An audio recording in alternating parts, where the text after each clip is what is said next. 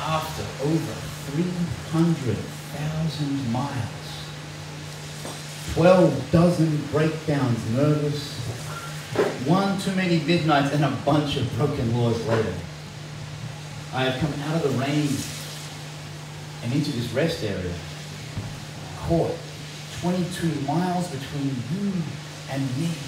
I'm watching the information man behind his information booth, juggling predictable conversations with folks who look like iceberg lettuce and who believe that somehow the flat lines and small talk would bring us life.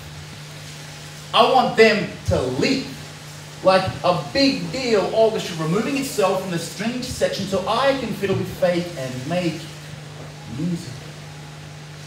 There is a distance the size of bravery, and it forms like words in the mouth of a baby reaching out for the point where all things meet.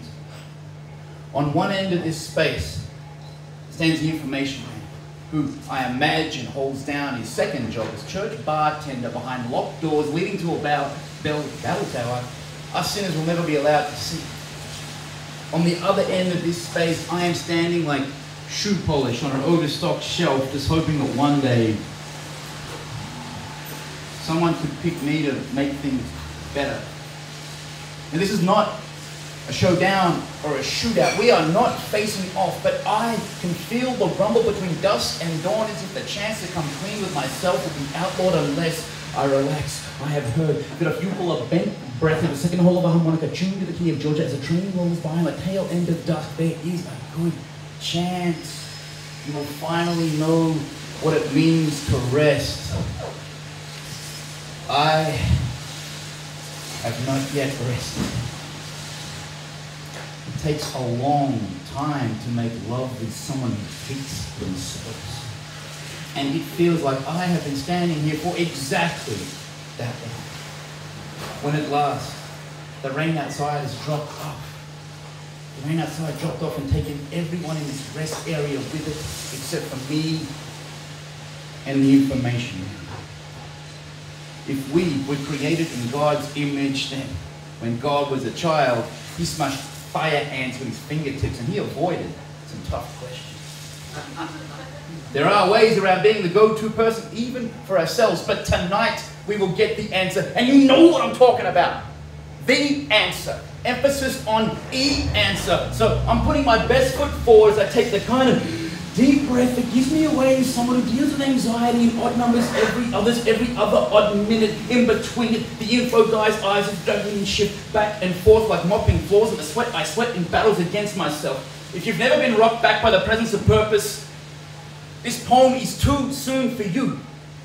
What do you? Return to your mediocrity, plug it into an amplifier, and rethink yourself, because some of us are on fire for the answer, and I am ready for your rejection and rebirth, balancing it in my stutter steps, and at last the info guy, he finally pipes up like CSR Ravery on a piano box, and he says to me,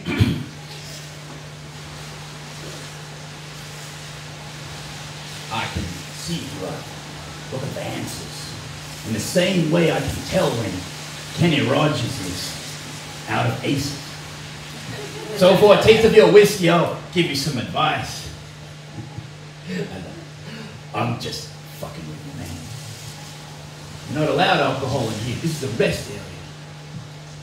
Listen, if I didn't have so much of this life all wrong, I would have got that right by now. I talk a whole bunch, but I really know only a few things. So it's not as if I'm saying to follow along verbatim here, but I can tell you a few things that I keep telling myself. They're the things I know. You see what sticks. I know our shoes were stitched from songs about highways. The best songs are the ones about Georgia. And even though I've never been there, that's the only place I still believe in Jesus. I know that no matter what it is you believe in, you better spare yourself the futility of making fun of God, because that guy ain't even talked like ever. I know that acting as the middle of your own universe and troubleshooting yourself in the foot is a tricky dichotomy to deal with, but yes,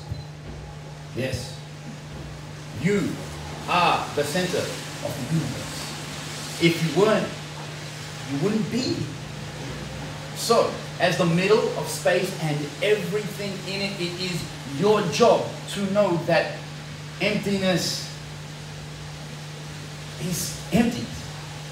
Stars are just stars, and the fine rocks you're throwing fucking hurt.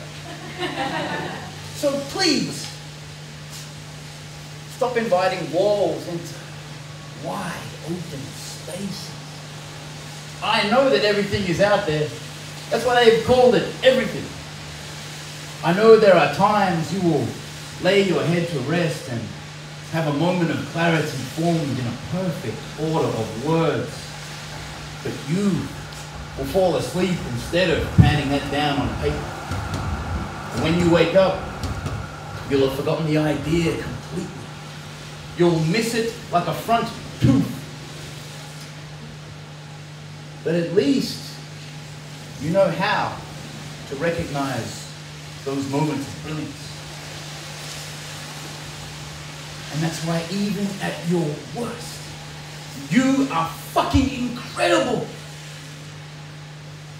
It comes honest.